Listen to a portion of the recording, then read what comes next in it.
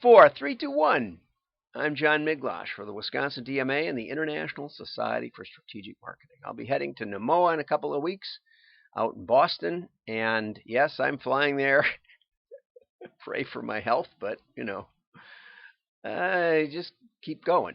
And we'll probably have a meetup on Wednesday night at the downtown hotel. I'll be posting that on the WDMA website. And also, we're doing a webinar next Thursday, a week from today at noon, on some of the new results and why it will help you sleep better at night if you're a catalog CEO. So join me there. Hey, Phoenix, good to see you. Join me there. Okay, let's dig in. First, I want to talk about the plant-based price cutting amid product proliferation. I'm calling it plant meat because that's basically a good name for it. Better name than plant-based foods. Why do you need the based for? Let's call it plant meat. Anyway, Impossible Foods broke through the barrier and started making something decent because that's what they decided to do. Now, the irony was when we went to a restaurant that served it, they made it so terribly that because the vegans were coming in and ordering it, and it tasted so much like a burger, they swore it was a burger, and so they didn't believe it, and they sent it back. And so then they had to overcook them so that they looked like the traditional vegan burgers, which were awful. Anyway, but in spite of all that headwind, now, and this is the miracle of capitalism, now everybody's getting into it, okay? So everybody, Kellogg's Morningstar brands, led the categories with 25%. I don't see Impossible Meats anywhere on here, so they weren't even much of anything, but they did a good job with it. Tyson just launched Raised and Rooted, their plant-based product. Cisco this month launched a line, and Cargill recently launched a private label plant-based patties and ground products that its food service and retail clients can market under their own brand names. So this is the part that I wanted to get to. Never have we seen a movement evolve so quickly from fringe food group interest to mass adoption like we're seeing in the evolution of plant-based foods and lifestyles, Kylie Stone said at the Boulder-based brand consultancy of Sterling Rice. This includes a growing spectrum of foods and new subcategories of products, all under plant-based umbrella. So that's what capitalism gets you. Now, a lot of those will go away. They'll get bought up if they have a great product and bad marketing, or they will go under if they have neither. And that's the way it is. But it moves fast. We could have had the government mandate bad, ugly plant meat, and no one would have liked it, but instead we let the market dictate, and away we go. And that's a cool thing about the world. That's a cool thing about capitalism, and the price reflects it. You're welcome. Anyway, digital censorship, a really interesting article, because this one comes at it from an angle I hadn't thought about. But there were some articles back a couple of years ago about how your ads might appear on things that you completely disagree with, like pornography or terrorism or that sort of thing. And so what developed from that was block lists, essentially, looking for content with AI that would keep your ad off of articles and banners on sites that had controversial content. Now, what's happened is that this has been just horror for the LGBT industry. A study, so what happened was we got these lists of sex, violence, death, alcohol, slavery, kill, injury, shoot, disaster, bastards. They're just some of the keywords brands are choosing not to advertise against. Seems to kind of make sense, right? And advertisers around the globe are doubling down on automated tech. But it's also creating a deficit of support for hard-hitting journalism. And of course, I raised this issue with the conservative side because people like PragerU, who just got handed a big defeat in court, saying that YouTube can do whatever they want. It's their basically their content property, and if they want to miscategorize you as hate speech, then they can, even though would have been fine in any elementary school that I've ever attended, pretty much. So, but that's up to Facebook, right? But what's happening is, this is the important part, is the attack on any controversial topics, any controversial content, right? Now, the cure, there's a cure listed in this, is that these LGBT sites are sort of banding together to create an advertising network. And that's one way to do it. Another way is, if you want to support that content or Prager University, then you got to advertise with them. You got to go back to the old school and say, we want to advertise on something that's controversial. That's fine. You can do that. But your automated digital ad networks, you're letting Google place it wherever they feel like doing it, is going to water down your ability to reach controversial audiences. And that's just the way it is. It's going to make things challenging because everybody wants AI to call all the shots, and AI doesn't call all the shots. On a similar vein, part of that study that I cited yesterday about the about college kids thinking marketing is fun and not analytical, which it kind of is. I think it is. Anyway, they also think that the ad industry is generally unethical. Only 15% think that advertising is ethical, 18% think that marketing is ethical, and 35% think that communications are ethical. Now, part of the problem we have in this is that the ad industry places ads. And the TV news is full of news, and mostly opinion. If you actually listen to the news, and I don't do it much anymore because I got tired of it, about 80% of the stories are what might happen, about what might be coming down the pipe, and about what people might be thinking. It's mind reading. It's predicting the future. Why? Because it's safe. You can't be held liable for future opinions about the future, because they're not verifiable. So it's safer to couch a story in the future, even though it could be completely false, than it is to report it as is. And that's the way it is.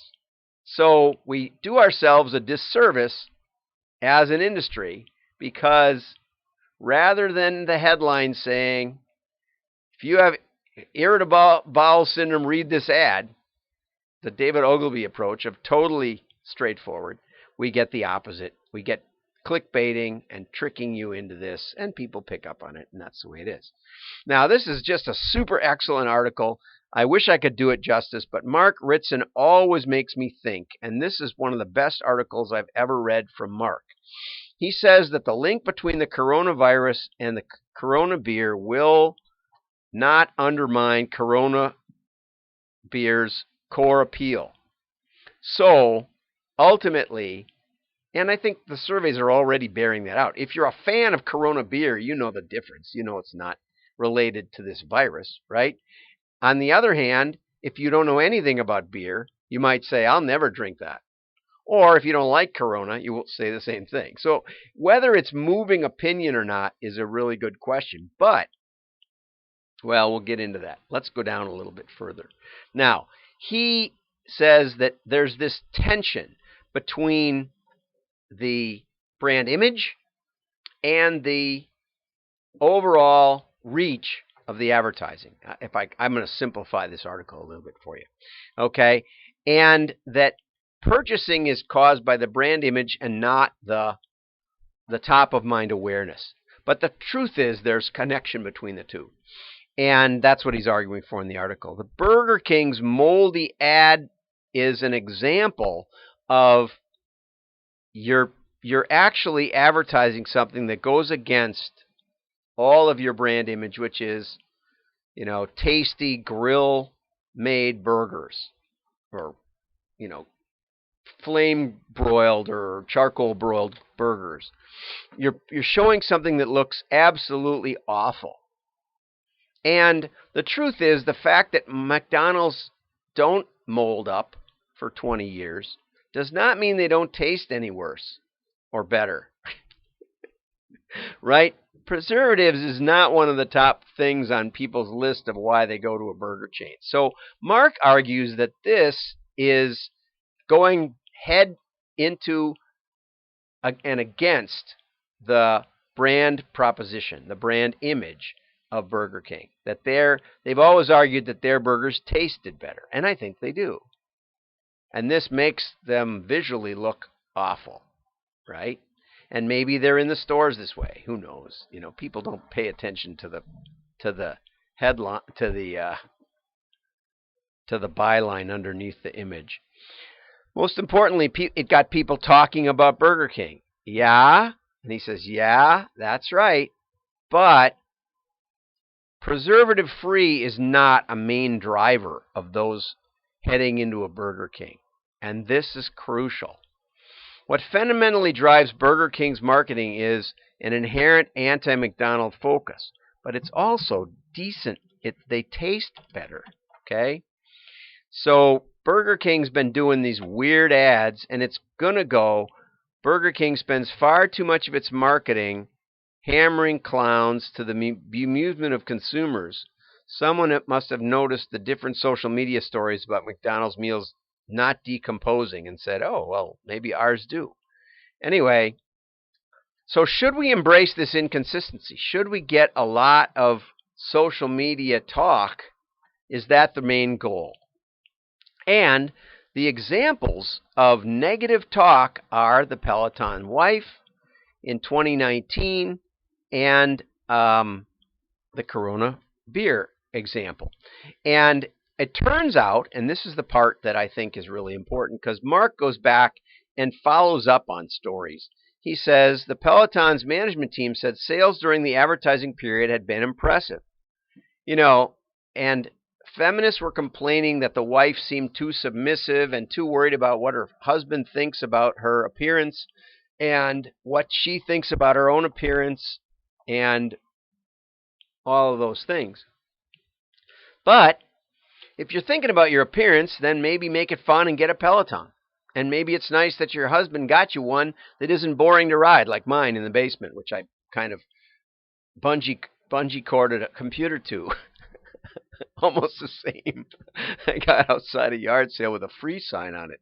Anyway, the point is that the Peloton's ad was consistent with their brand. If you want to look better, if you want your husband or or men to think you are attractive, this might get you there. That's their brand. You might not like it, but that's where they're headed, right?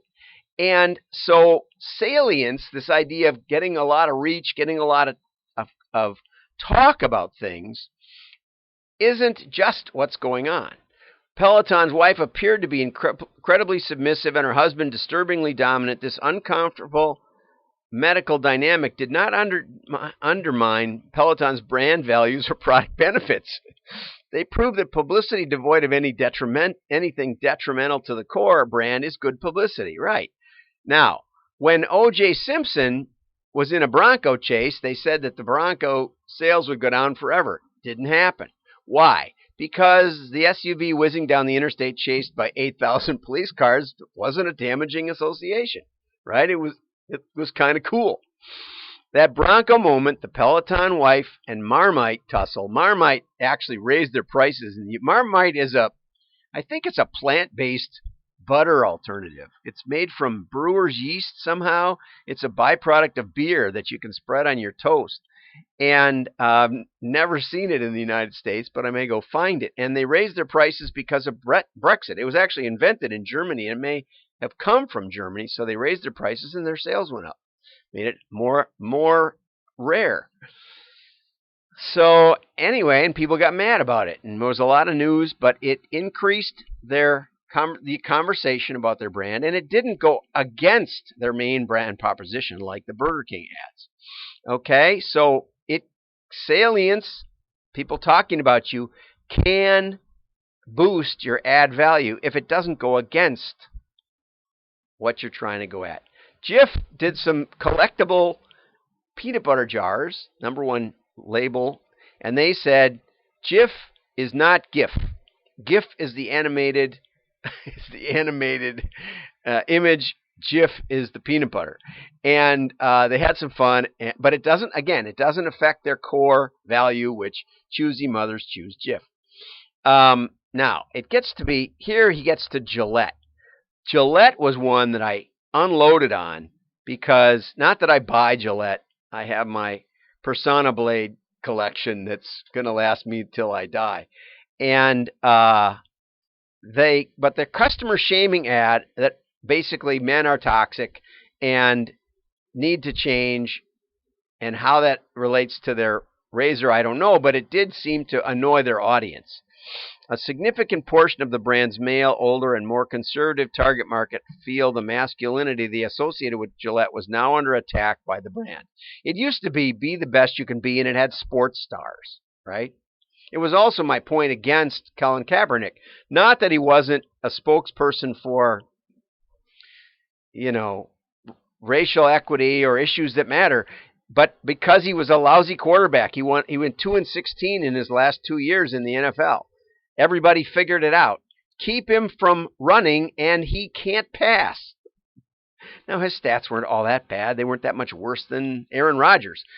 But as NFL quarterbacks go, you could risk it a lot more easily than you could let him run. Once they figured that out, he was over.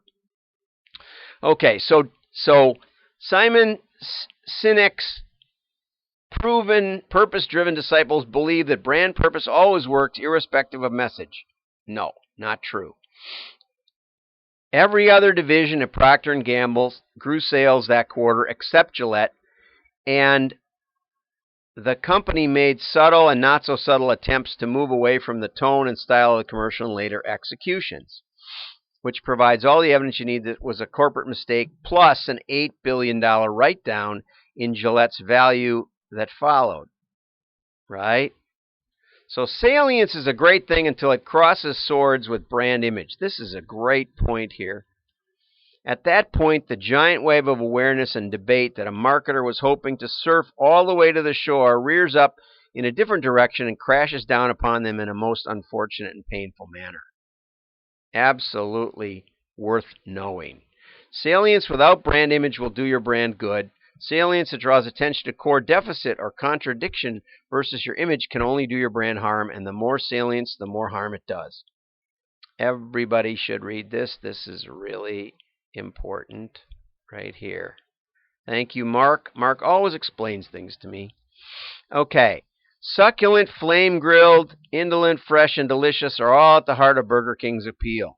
This ad is not just devoid of these things, but counter to them, and will do a small but significant bit of damage to sales, especially if the ads keep running, which they won't. We'll see, but he'll follow up. That's a great thing. And Aaron Bass were right. The scholars were right, as usual. Marketers overstate image and differentiation and have forgotten that brands quickly fade from memory unless we stay manically focused on keeping them there. Okay, coffee brands that believed they were feeding the human spirit. Beauty brands that saw themselves as the brand archetype wheel of horseshit, as the cowboy and the prophet. What? Yeah, okay. You can occasionally aim for salience and ignore brand image, but not at its expense. So Corona's going to come through this okay because it doesn't attack the core flavor of the beer or the look of the beer or the quality of the beer, right?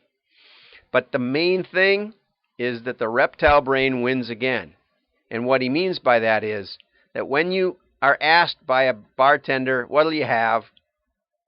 Your brain just may go the easy route. Not think a lot about it, but you've been thinking about Corona, and it may say, I'll try a Corona.